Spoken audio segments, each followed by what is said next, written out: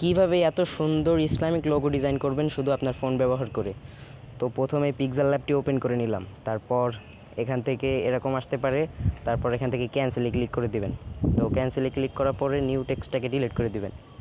তারপর এখান থেকে ব্যাকগ্রাউন্ড অপশনে ক্লিক করে দিবেন। ব্যাকগ্রাউন্ড অপশনে ক্লিক করার পর ইমেজ সাইজে যেয়ে এখানে দিবেন 297 আর এই পাশেটাতে দিবেন 210। তো এগুলো দিয়ে দেওয়ার পরে ওকেতে ক্লিক করলে দেখেন অন্য একটা সাইজ চলে এসেছে। তো আমরা এটাতেই মূলত কাজ করব। তো তারপরে এখান থেকে ফর্ম গ্যালারি থেকে একটা ব্যাকগ্রাউন্ড নিয়ে নেব। ব্যাকগ্রাউন্ডটা আপনি গুগলে যে সার্চ করবেন magic colour, mix colour, paint colour এসব লিখে সার্চ করলেই দেখবেন চলে আসবে। তারপর এখান থেকে ব্যাকগ্রাউন্ডটাকে ইনপুট করব। তারপর একটা পিএনজি, এটা আমি আগে অনেক কষ্ট করে বানিয়ে রেখেছি। এই ভিডিওতে যদি দেখাতাম তাহলে অনেক সময় লাগতো, সেজন্যে দেখালাম না। তো যাই হোক, এই পিএনজিটা অ্যাড করে নিলাম। এটার লিঙ্ক আপনি কমেন্ট বক্সে পেয়ে যাবেন।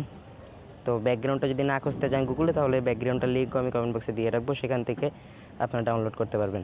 তো এখানে আসার পরে কালার অপশনে আসার পরে এখান থেকে একটা কালার আমি দিয়ে দিচ্ছি।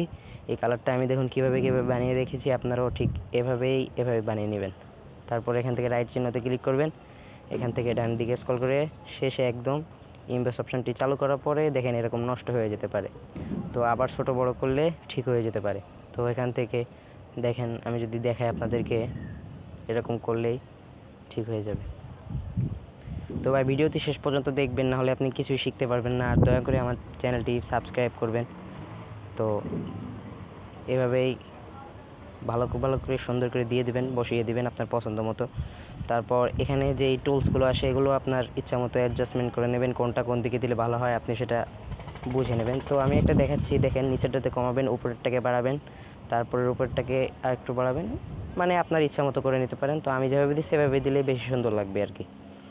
তো তারপর এটা দেখেন অনেক সুন্দর দেখাচ্ছে, যেহেতু আমরা এইচডি কোয়ালিটি দিয়েছি।